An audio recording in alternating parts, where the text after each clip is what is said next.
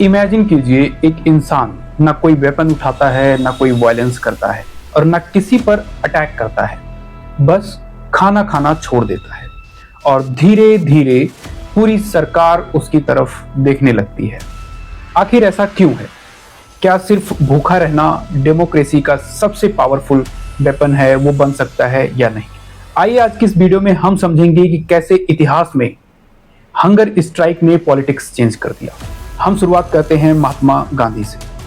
भारत जो था वो गुलाम था, एक दुबला पतला आदमी जिसके पास न सेना थी, न पैसा, न कोई पद, लेकिन उसके पास था सत्य और अहिंसा का बल।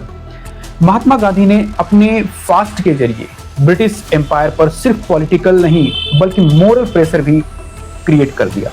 उनका मैसेज बहुत साफ था, मैं किसी को हराने नहीं, उसकी अंतरात्मा जगाने आया हूँ।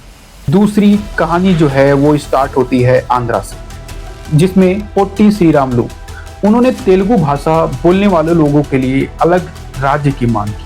58 दिन तक फास्ट किया और फिर उनकी मौत। लेकिन उनकी कुर्बानी ने भारत के पॉलिटिकल मैप को ही बदल दिया। बाद में जाके आंध्रा स्टेट बना और बाद में फिर पूरे देश में लिंग्विस्टिक यानी भाषा के बेस पे रीऑर्गेनाइजेशन की। तीसरी बड़ी जो कहानी है वो हमें नॉर्थ ईस्ट से मिलती है।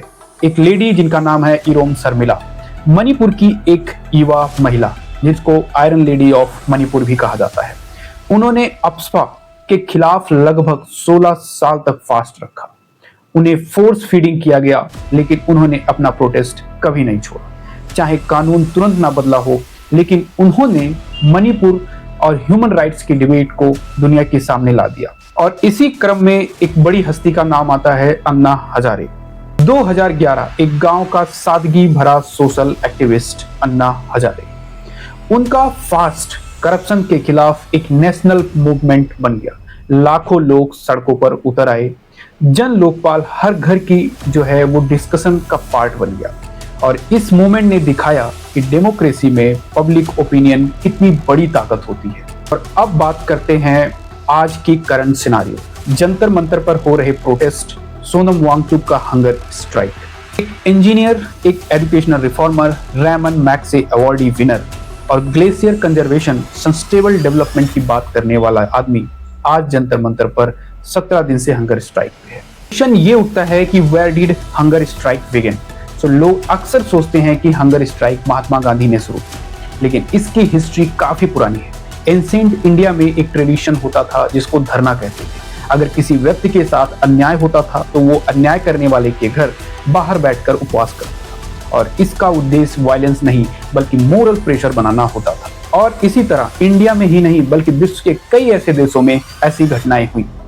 क्वेश्चन यह है कि why do hunger strike works? एक सवाल, सरकार को क्या फर्क पड़ता है कि अगर कोई खाना ना खाए? तो जवाब है मोरल लेजिटिमेसी, यानी डेमोक्रेसी सिर्फ कानून से नहीं चलता, यानी पब्लिक ट्रस्ट की भी बहुत बड़ी अहमियत है। जब कोई व्यक्ति अपनी जान को दांव पर लगाकर प्रोटेस्ट करता है, पब्लिक सिंपैथी उसके लिए काफी बढ़ जाती है, मीडिया कवरेज हो जाती है और गवर्नमेंट पर मोरल और पॉलिटिकल प्रेशर जो है वो काफी हद तक बढ़ जाता है। लेकिन इसका मतलब ये नहीं कि हर हंगर स्ट्राइक अपना ऑब्जेक्टिव हासिल कर लेती है। हर मूवमेंट का आउटकम अलग अलग होता है। इतिहास हमें बताता है कि हंगर स्ट्राइक किसी गवर्नमेंट को हमेशा के लिए नहीं बदलती, लेकिन कई बार ये सोसाइटी को जरूर बदल देती है। गांधी से लेकर सोनम वांगचुक तक सवाल हमेशा एक ही रहा है, can moral courage become stronger than political power? आपका क्या मानना है? क्या हंगर स्ट्राइक आज भी डेमोक्रेसी का एक इफेक्टिव टूल है? अपनी राय कमेंट में जरूर बताएं। Thank you so much.